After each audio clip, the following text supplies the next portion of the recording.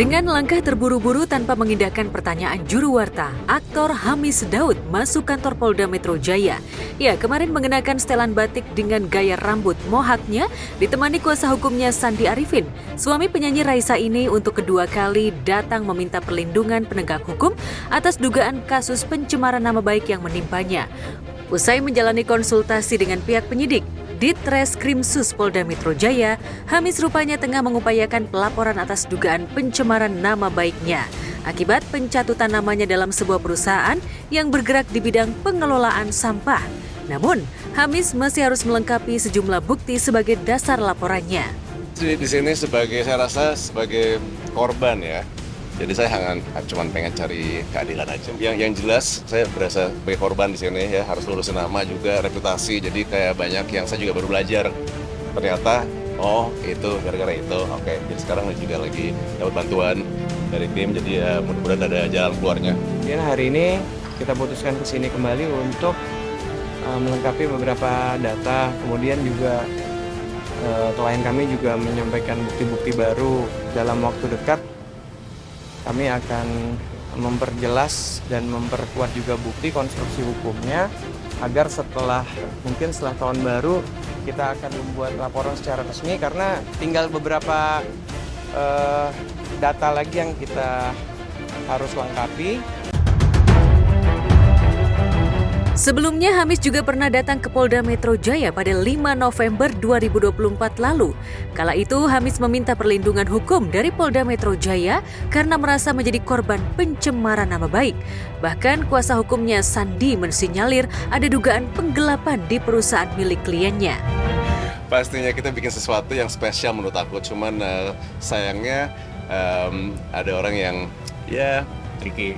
Yang mungkin bukan satu frekuensi lah sama kita, jadi ya gitulah ceritanya. Ya cukup lama ya, tapi sekarang kita udah riset dan udah bongkar lumayan banyak ya di bagian ini, jadi kita banyak belajar juga. Ya banyak yang saya juga baru belajar juga. Ternyata yang dekat sama kita tuh yang bener-bener yang ya nantilah ya kalau sudah kita pasang LP. Ya, dari berbagai sumber terkuak fakta jika masalah yang menimpa suami Raisa ini berawal dari kerjasama endorsement yang diterima Hamis pada tahun 2022 lalu dengan sebuah perusahaan yang bergerak di program pelestarian lingkungan. Tapi sayang, di tengah perjalanan perusahaan tersebut tidak berjalan sesuai harapan. Puncaknya Januari 2024 lalu, nama Hamis Daud sempat viral di media sosial X karena dituding belum membayar gaji karyawan selama 3 bulan. Tak tahan dengan tudingan ini pun, Hamis berniat melaporkan dugaan pencemaran nama baik hingga penggelapan perusahaan. Dan itu ada hubungan sama lingkungan ya. Jadi tujuan saya itu cuma hanya untuk bersihin lingkungan Indonesia aja. Tapi ternyata di belakang layar ada beda cerita, ada beda dalang. Jadi saya ya pelajaran untuk saya. Ketika di-endorse di tahun 2002 ya, dan kita tidak tahu sepak terjang daripada perusahaan ini. Tadinya ya baik-baik saja, bagus gitu loh. Tapi di akhir-akhir ini ternyata sudah tidak mau lagi untuk mempertanggungjawabkan jalannya roda perusahaan ini. Jadi akhirnya karena banyak seperti pihak-pihak yang lain itu tidak ada di tempat, hanya Hamis yang selama ini ada dan melakukan perbuatan-perbuatan yang kiranya untuk kelangsungan perusahaan. Tapi lama-kelamaan kan nggak bisa ditanggung oleh dia sendiri, dan dia sendiri bukan direktur utama. Yang menyampaikan bahwa klien kami berbuat seperti yang kemarin mungkin ditulis banyak bahwa merugikan atau segala macam, kalau misalnya memang berita itu tidak benar, ya kami berharap jangan mengulangi lagi. Ya kita akan memproses secara hukum gitu ya.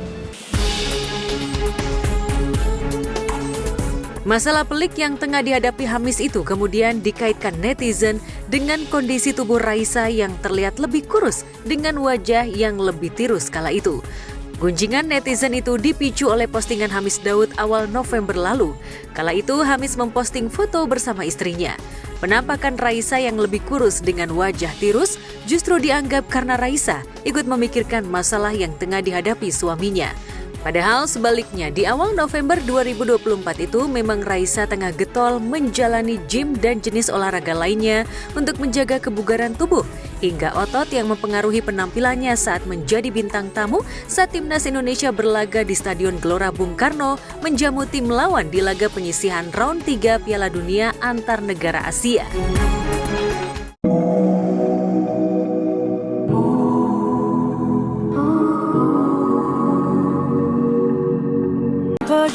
Pergilah, mau apa lagi?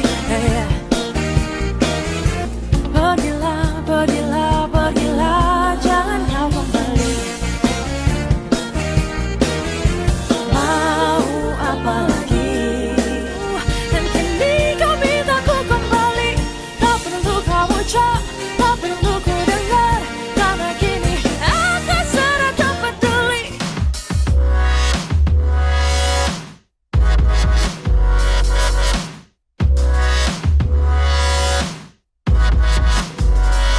Dari sekarang harus ngejaga pita suara tuh it's so crucial karena banyak banget penyanyi yang harus sampai operasi, terus harus tunda konser apa segala macam karena pita suaranya rusak. Itu sangat-sangat menyeramkan.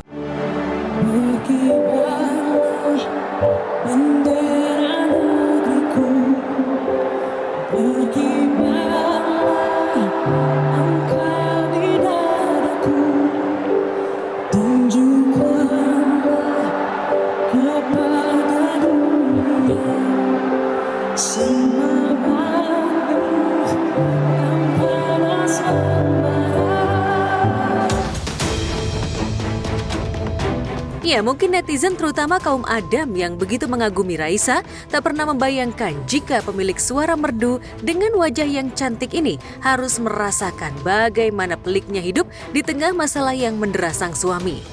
Apalagi menyangkut perusahaan yang tengah dirintisnya untuk bekal di masa depan.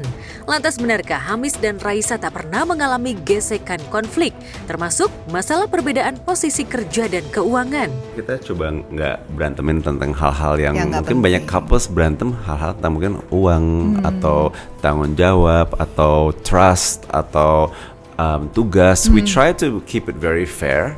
Oh, saya dapat support 100% dari mereka pastinya. Tapi juga bukan waktu yang gampang ya buat kita semua. Jadi ya pengen ya selesai tahun ini dan mulai tahun depan dengan ya hal yang positif.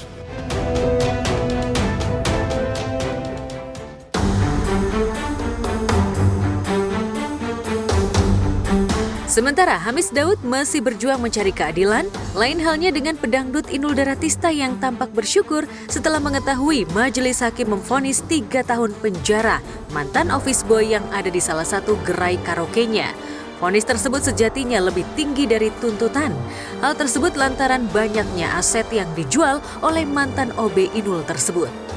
Si terdakwa Leon Tada sudah diputus oleh majelis hakim dan putusannya sesuai dengan dakwaan penuntut umum terbukti melanggar pasal 362 dan dijatuhi pidana penjara 3 tahun. Majelis hakim tidak menggunakan hal yang meringankan, justru malah naik menjadi 3 tahun ya, 3 tahun. Terjerat pinjaman online itulah yang membuat Leon Tada gelap mata hingga akhirnya mencuri mobil dan motor milik majikannya. Namun anehnya uang hasil penjualan kendaraan roda 4 itu tak dibayarkan oleh Leon, justru dibuat bersenang-senang. Tak ayal karena perbuatannya itulah membuat majelis hakim menaikkan hukumannya. 3 tahun karena terdakwa ini selain sebagai satpam di situ juga telah menikmati hasilnya. Dan hasilnya menikmati itu tidak cuman untuk foya-foya ya, yang jelas untuk foya-foya pergi kemana gitu. Jadi dan tidak yang dikembalikan sama sekali. Inul yang ditemui di kawasan Kebonjeruk, Jakarta Barat tampak bahagia ketika mendengar mantan OB-nya telah divonis majelis hakim. Bahkan sebelumnya ia juga mengunggah di laman foto berbaginya jika berapapun vonis yang diberikan majelis hakim ia akan menerima. Yang terpenting ia mendapatkan keadilan, pungkasnya. Dan menariknya meski marah, istri dari Adam Suseno itu sudah memaafkan dan meminta kepada terdakwa untuk bertaubat. Udah nggak bakalan kembali, udah kita ikhlasin, nggak bakalan kembali. Saya berterima kasih sama Pak Jaksa dan Pak Hakim yang sudah memberikan hukuman. Apapun yang diberikan, saya puas. Kalau barang bukti kan sementara untuk mobil kan tidak ketemu. Yang ada saja dikembalikan. Inul benar-benar mengendurkan ego dan membuka hatinya untuk memaafkan. Tak mudah memang, namun itu semua ia lakukan. Apalagi ia juga hakul yakin jika semua barang atau kendaraan yang telah raib bisa kembali lagi. Tentu saja dengan usaha dan doa. Hidupku variasi sih, tapi aku bersyukur alhamdulillah karena pekerjaan masih fully di usia yang gak muda lagi dan tetap eksis. Program banyak di MNC TV Group.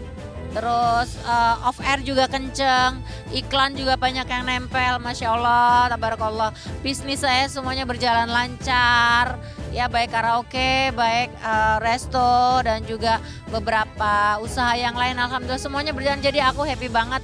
Jadi berpikirnya adalah yang positif, bagaimana supaya yang didapat ini berkah gitu.